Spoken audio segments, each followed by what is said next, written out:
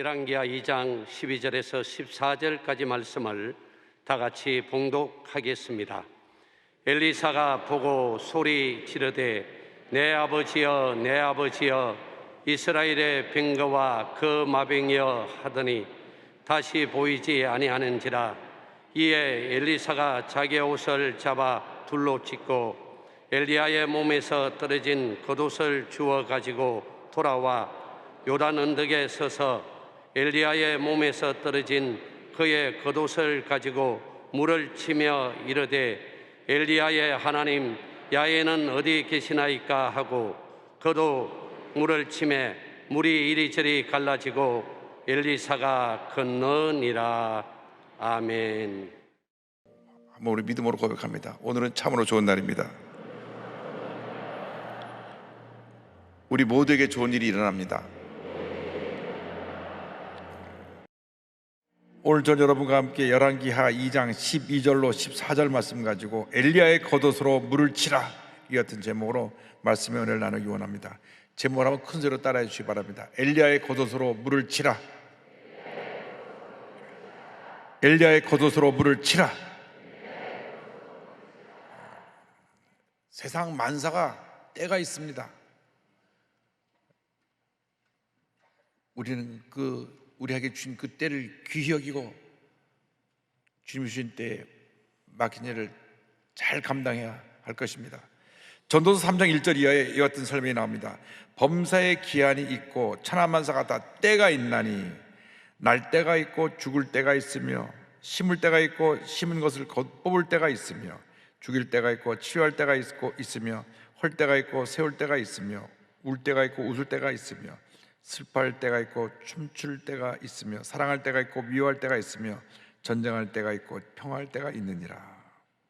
우리에게 주어진 그 때를 놓치면 안 됩니다. 우리는 단 한 번뿐 인생을 살아갑니다. 한 번뿐 인생을 살아가는데 하나님께서 우리에게 주신 그 재능, 기회, 그 시간을 가지고 주님의 때에 귀하게 쓰임받아야 되는 것입니다. 절대로 허송세월하면 안 됩니다. 여러분이 이곳에 와 있는 것, 이것도 하나님의 뜻이 있는 것입니다. 오늘 예배드리는 때 주님의 음성을 듣고 하나님의 은혜와 기적을 체험하게 되기를 바랍니다.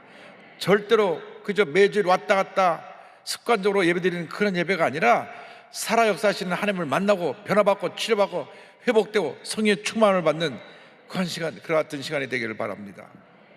오늘은 하나님의 때에 귀하게 쓰임받은 엘리야 선지자와 엘리사 선지자에 대한 이야기로 말씀의 은혜를 나눕니다. 엘리야 선지자는 하나님께서 죽음을 보지 않고 하늘로 불러 올리셔서 하늘에 올라간 선지자입니다.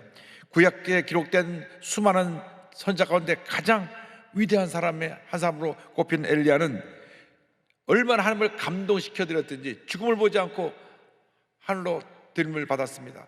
그때는 아방 시대입니다. 아방은 악한 왕입니다.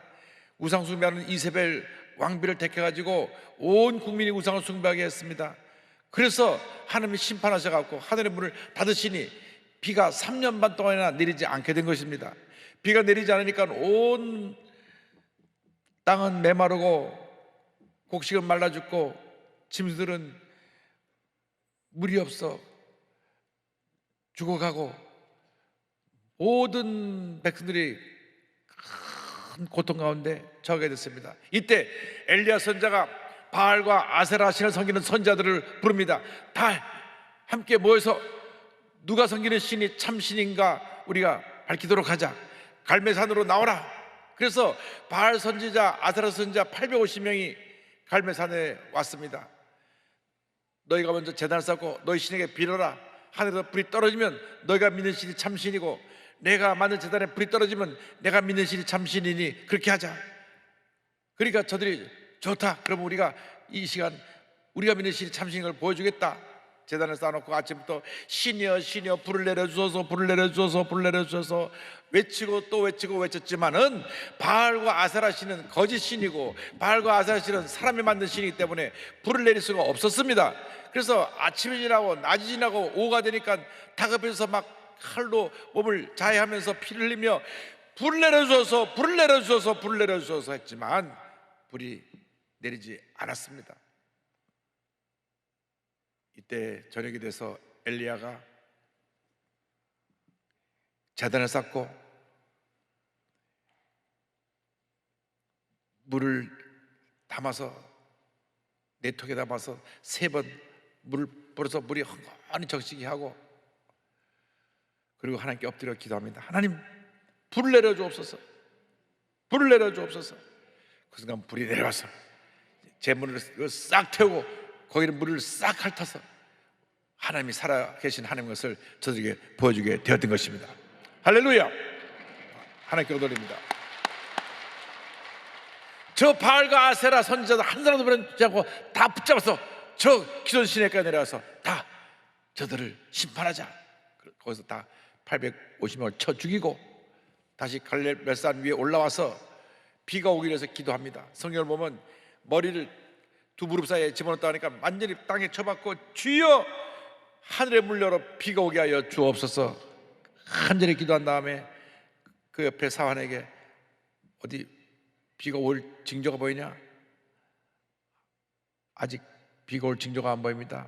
그래서 다시 또 머리를 쳐박고 기도합니다. 1번, 2번, 3번, 4번, 5번, 6번, 7번째 기도하니까 그 사환이 말합니다. 선생님, 저 끝에서 손바닥만한 구름이 또 올랐습니다.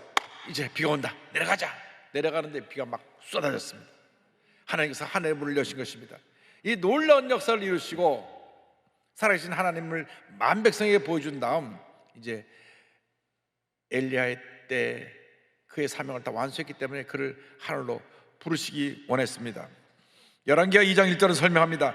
야훼께서 회오리 바람으로 엘리야를 하늘로 올리고자 하실 때에 엘리야가 엘리사와 더불어 길갈에서 나가더니, 엘리야 뒤를 엘리사가 졸졸 쫓아가는데 길갈에서 하나님 부르시더니만 다시 베델로 옮기시고 베델에서 다시 여리고로 인도하신 다음 그 다음 요단에까지 이르게 합니다. 그 요단에서 엘리야를 하늘로 부르시는데 하늘에서 내려온 불소리와 불말이 그 사이를 가로놓고 회오리 바람을 타고 엘리야가 하늘로 올라갑니다. 열왕기하 2장 11절입니다. 두 사람이 길을 가며 말하더니 불소리와 불말들이 두 사람을 갈라놓고 엘리야가 회오리 바람으로 하늘로 올라가더라.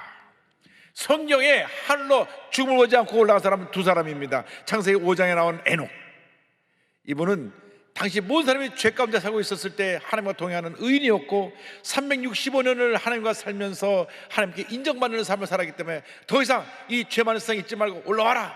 그래서 죽음을 보지 않고 하늘로 부르셨고 그 다음 엘리야를 하늘로 부르셨습니다. 인간으로서는 죽음을 보지 않고 마지막을 마주한 영광스러운 그러한 모습으로 주님 앞에 들림을 받은 것입니다. 엘리야같이 우리의 마지막이 주님 앞에 가장 영광스러운 모습이 되기를 주님의 이름으로 축원합니다. 그러나 성경을 보면 그 마지막이 부끄럽고 수치스러운 죽음을 당한 사람도 있습니다. 엘리세장의 두 아들 홈리와 비나스가 그 예입니다.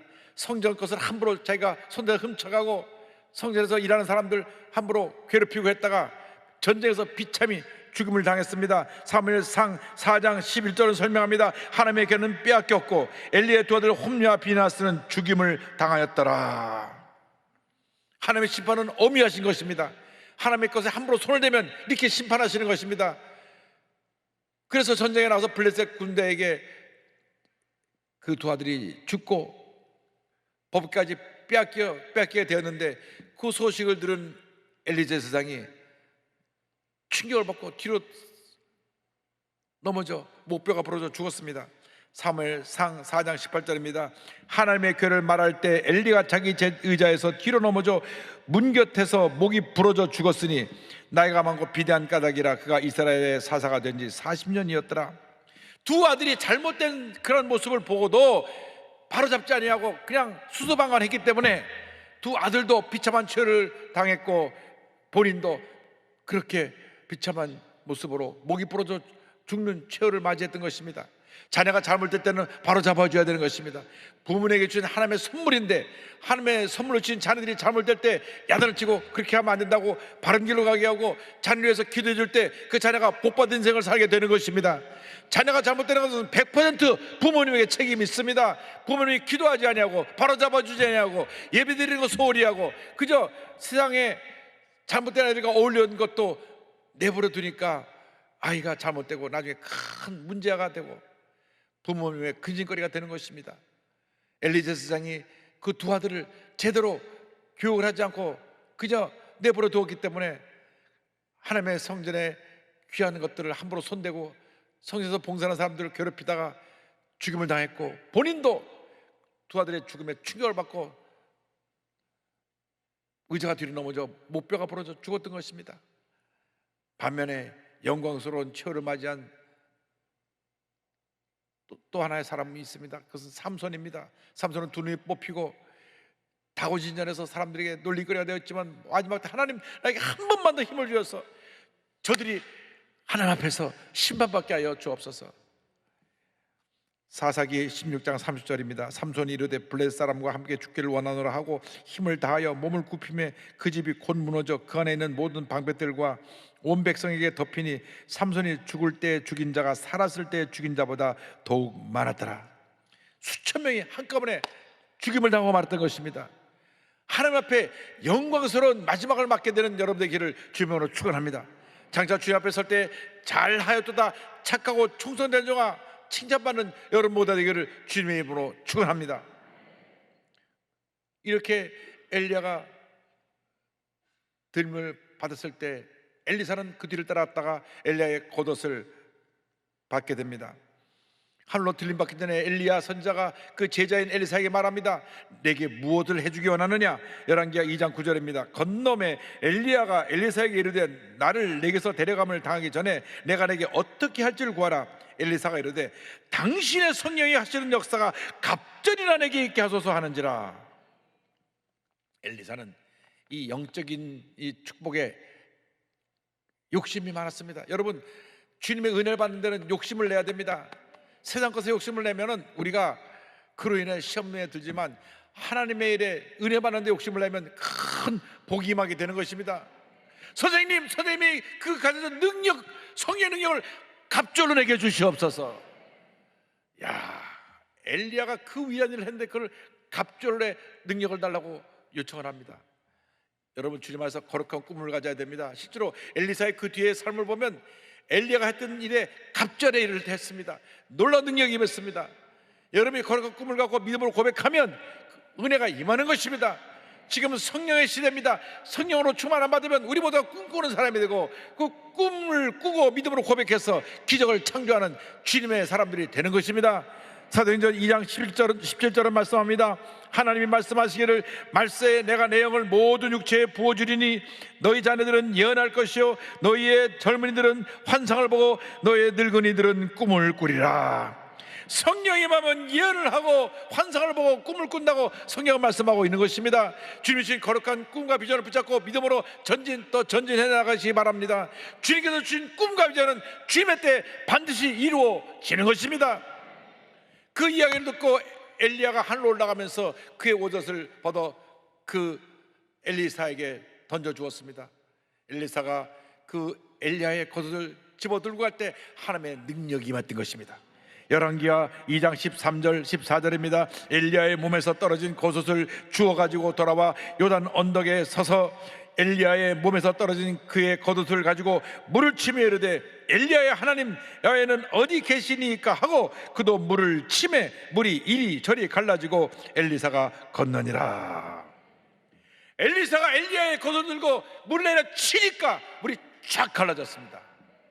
성경에 물이 갈라진 장면이 그 전에 모세 때 여호수아 때 나옵니다. 모세가 출애굽해서 약 200만이 넘는 장장만 60만 되고 여자아이를 합치면 200만이 넘는 대무리를 이끌고 광야길로 나가는데 앞에 홍해가 가로막혀 있었습니다. 저들이 두려워 떨 때 하나님이 말씀하셨습니다. 내가 오늘 너희들에게 하는 그 일을 지켜보아라. 모세야 지팡이를 내밀어라. 그래서 모세가 홍해 앞에서 지팡이를 내밀 때 새벽에 하나님께서 바람을 불으셔서 이 홍해를 바다를 쫙 가르십니다. 이 갈라진 사이를 이스라엘 백성들이 육지처럼 건너갑니다. 할렐루야! 하나님께 오돌립니다. 그런데 그 뒤를 바라의 군대가 따라 들어오는데 따라 들어오는 군대를 물을 합치게 해서 다 심판하시고 이스라엘 백성들은 홍해를 무사히 건너서 약속의 땅 가나안으로 가게 되었던 것입니다. 이것이 하나님의 역사입니다. 하나님이 역사하시면 바다가 갈라지는 것입니다. 40년 후에 여호수아가 가나안 입구인 요단강에 와서 그 요단강이 가로막고 있을 때 법궤를 메고 들어가게 하니까, 말씀하신 그 말씀에 순종하니까 요단강이 갈라졌습니다. 두 번 다 하나님이 바다를 가르시고 강을 가르신 것입니다. 그런데 600년 후에 엘리사가 요단강을 가를 때는 상황이 달라졌습니다. 그전에는 갈라진 데 사이를 지나갔지만 지금은 성령의 갑절의 영향을 받은 엘리사가 겉으로 내리치니까 이 물이 쫙 갈라진 것입니다. 할렐루야. 바다를 가르시고 강을 가르시는 분은 하나님 한 분밖에 없습니다. 그런데 하나님의 능력이 임하면 우리는 우리 앞에 놓인 어떤 강도 가를 수 있게 되는 것입니다. 주여 우리에게 이 능력의 겉옷을 주셔서 우리의 이 겉옷으로 내리쳐서 우리 앞에 놓인 모든 강들을 가르게 하여 주옵소서. 능력의 겉옷을 주시옵소서. 기적의 겉옷을 주시옵소서. 치료와 회복의 겉옷을 주시옵소서. 이 기적의 겉옷을 우리가 소유하기 위해서 주 앞에 기도하고 성령의 충만을 받아야 되는 것입니다. 성령 충만 받으면 주님께서 우리 손에 엘리야의 겉옷을 들려 주실 것입니다. 이 능력의 겉옷을 손에 들고 믿음으로 전진 또 전진해 나가시길 바랍니다. 이 겉옷을 들고 엘리사가 요단을 칠 때 요단강이 갈라졌습니다. 요단강을 가른 엘리사에 대해서 우리 함께 생각해 보기를 원합니다. 우리가 이 세상을 살아가는 동안 우리 앞을 가로막고 있는 수많은 장애물의 강들이 있습니다. 할 수 없다, 안 된다, 부정적인 생각, 불가능의 강이 우리 앞에 놓여 있기도 합니다.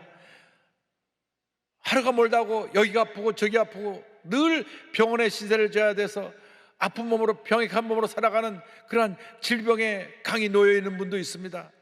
요즘 코로나19로 2년 동안 너무나 고통을 당해서 많은 영세인들이, 상인들이 문을 닫고 하루하루 살아가기가 너무 고통이 심합니다.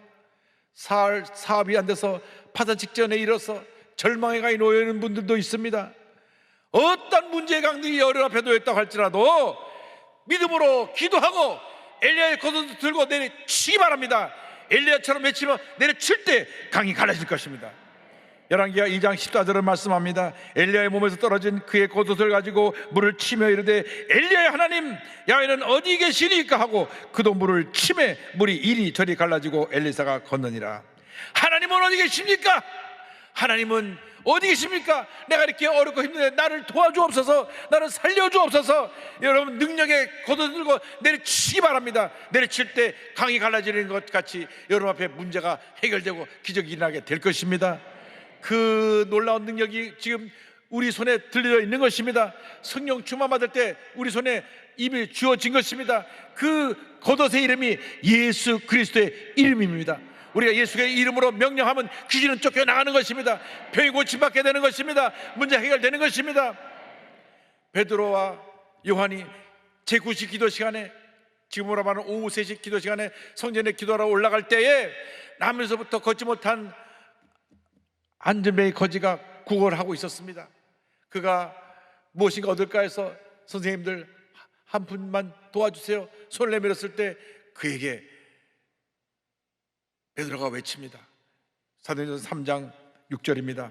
베드로가 이르되 은과 금은 내게 없거니와 내게 있는 이것을 내게 주노니 나사렛 예수 그리스도의 이름으로 일어나 걸으라 하고, 나사렛 예수 그리스도의 이름으로 일어나 걸으라, 일어나 걸으라.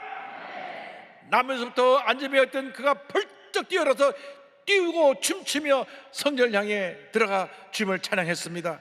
예수님의 이름을 외치며 절망의 강을 내려치기 바랍니다. 문제의 강을 내려치기 바랍니다. 질병의 강을 내려치기 바랍니다. 부정적인 생각의 강을 내려치기 바랍니다. 올 이후 여러분의 일생이 기적의 일생으로 바뀌게 될 것입니다. 사람을 바라보지 말고, 환경을 바라보지 말고, 문제를 바라보지 말고 능력의 주님을 바라보고 능력의 그 겉옷을 손에 들고 믿음으로 내려치기 바랍니다. 성령이 임하면 이 같은 기적이 일어나는 것입니다. 하나님의 은혜가 임하게 되는 것입니다. 놀라운 축복이 임하게 되는 것입니다.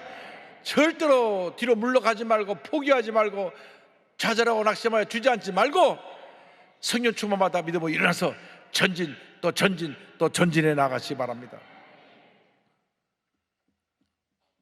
우리 한국의 대부흥운동인 1967년 평양 부흥운동의 시발점이 1903년 원산 부흥회입니다. 원산 부흥회의 주역은 하디 선교사입니다.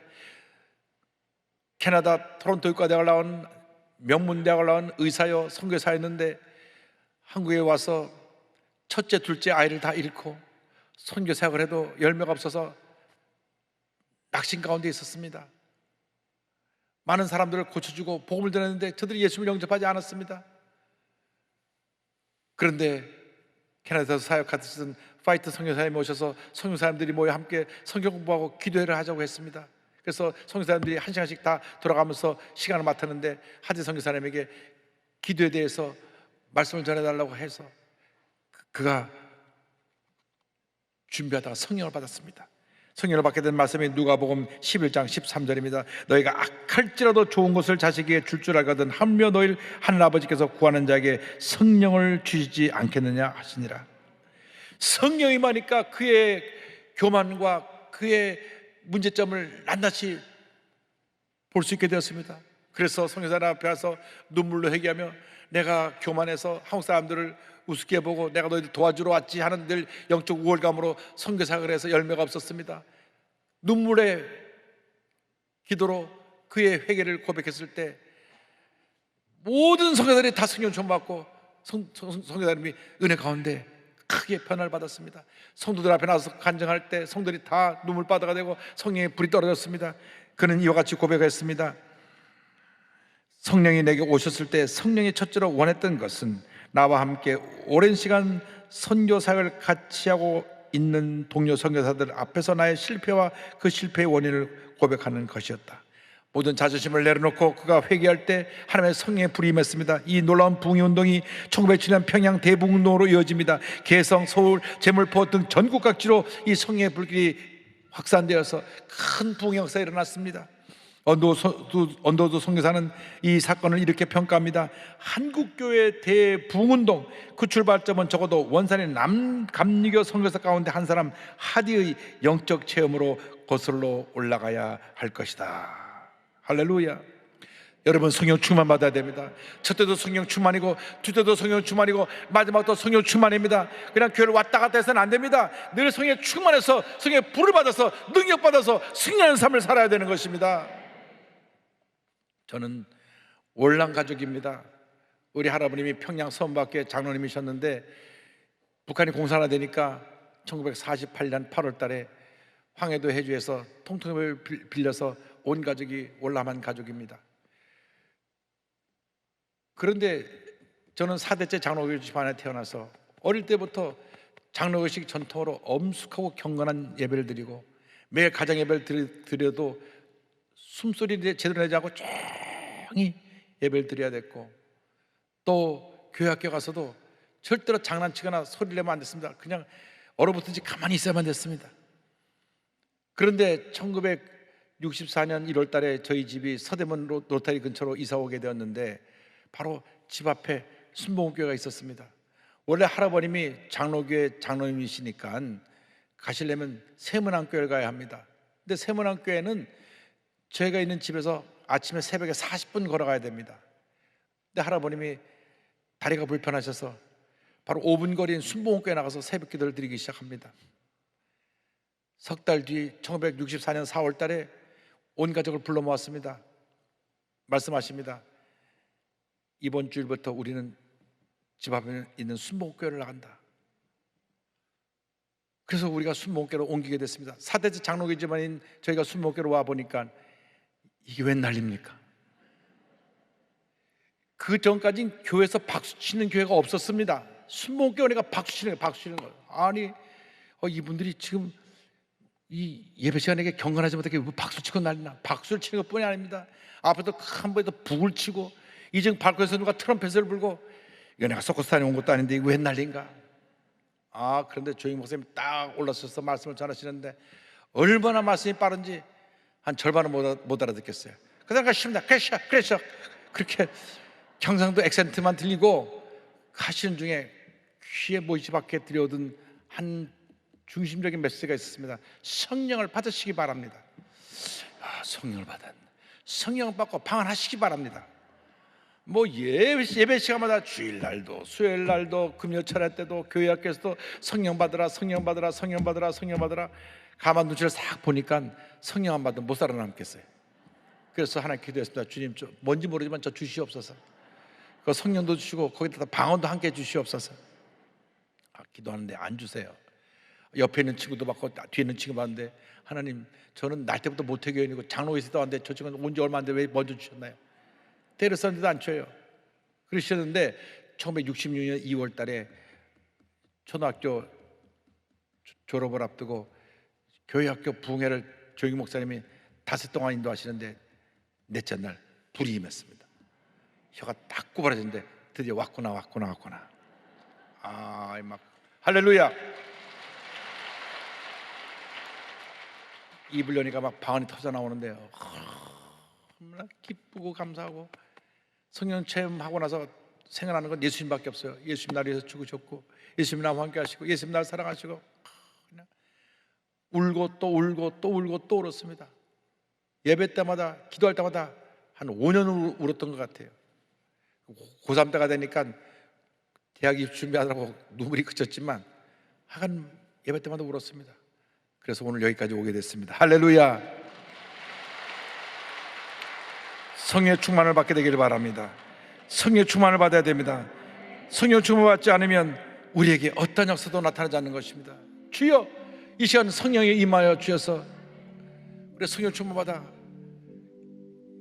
그 엘리야의 겉을 손에 들고 믿음으로 나가는 우리 모두 되게 하여 주옵소서. 여러분 모두가 이 시간 성령 충만을 사모하고 성령 충만 받아서 남은 여생이 기적의 일생, 복된 일생 되기를 주님으로 축원합니다.